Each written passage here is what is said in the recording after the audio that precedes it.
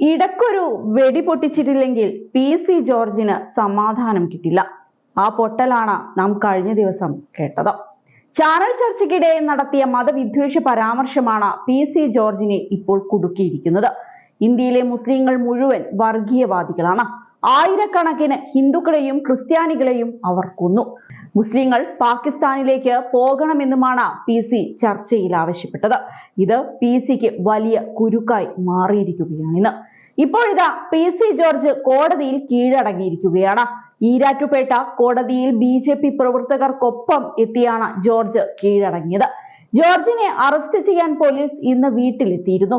ഇതിനിടയിൽ നാടകീയമായിട്ടായിരുന്നു ജോർജ് കോടതിയിൽ കീഴടങ്ങിയത്. നേരത്തെ പി.സി. ജോർജിന്റെ ജാമ്യാപേക്ഷ കോടതി തള്ളിയിരുന്നു. തുടർന്ന് ജോർജ് ഒളിവിൽ പോയി. ശനിയാഴ്ച മുതൽ പലതവണ ജോർജിനെ അറസ്റ്റ് ചെയ്യാൻ പോലീസ് വീട്ടിലെത്തിയെങ്കിലും ഇദ്ദേഹം വീട്ടിലുണ്ടായിരുന്നില്ല. ഇതിനിടയിൽ ഹാജരാകാൻ 2 ദിവസത്തെ സാവകാശം ജോർജ് തേടി. ആരോഗ്യ പ്രശ്നങ്ങൾ ചൂണ്ടിക്കാട്ടിയാണ് സാവകാശം തേടിയത്. എന്നാൽ ഇത് സംബന്ധിച്ച കത്തിന് പോലീസ് മറുപടിയൊന്നും നൽകിയിരുന്നില്ല.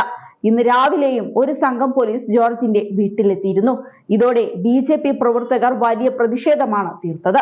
ഇതിനിടയിലാണ് നേതാക്കൾക്കൊപ്പം മജിസ്ട്രേറ്റിന് മുന്നിൽ പി.സി. ജോർജ് നേരിട്ട് ഹാജരായത്.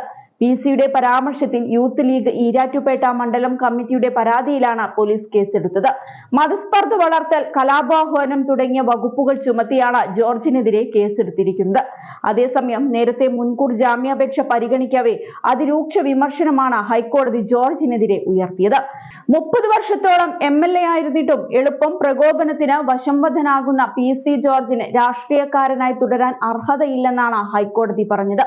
മതവിദ്വേഷ പരാമർശം ആവർത്തിക്കരുതെന്ന കർശന ഉപാധിയോടെയാണ് സമാന സ്വഭാവമുള്ള മുൻ കേസുകളിൽ ജാമ്യം അദ്ദേഹത്തിന് അനുവദിച്ചത്. എന്നാൽ ഇതെല്ലാം ലംഘിച്ചുകൊണ്ടാണ് വീണ്ടും വിദ്വേഷ പരാമർശം ജോർജ് നടത്തിയതെന്നും ഹൈക്കോടതി നിരീക്ഷിച്ചു. നേരത്തെയും മതവിദ്വേഷ പരാമർശങ്ങളുടെ പേരിൽ നിയമ നടപടികൾ പി.സി. ജോർജ് നേരിട്ടിരുന്നു. അതേസമയം കടുത്ത നിരീക്ഷണങ്ങളോടെയാണ് ഹൈക്കോടതി കഴിഞ്ഞ ദിവസം ജോർജിന്റെ ജാമ്യാപേക്ഷ തള്ളിയത്. പ്രഥമ ദൃഷ്ട്യാ മതവിദ്വേഷത്തിനെതിരായ കുറ്റം നിലനിൽക്കുമെന്നും പൊതുമധ്യത്തിൽ മാപ്പ് പറഞ്ഞ് കുറ്റകൃത്യത്തെ ലഘൂകരിക്കാനാവില്ലെന്നും കോടതി ചൂണ്ടിക്കാട്ടിയിരുന്നു.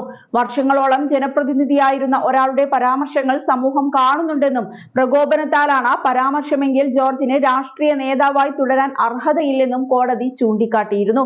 അതേസമയം ചോദ്യം ചെയ്യലിന് ഹാജരാകണമെന്ന് കാട്ടി പോലീസ് പി.സി. ജോർജിന്റെ വീട്ടിൽ നേരിട്ടെത്തി. നോട്ടീസ് കൈമാറാനാണ് പോലീസ് സംഘം അവിടെ എത്തിയത്. എന്നാൽ പി.സി. ജോർജ് ഇല്ലാത്തതിനാൽ നോട്ടീസ് നൽകാതെ പോലീസ് സംഘം മടങ്ങുകയായിരുന്നു.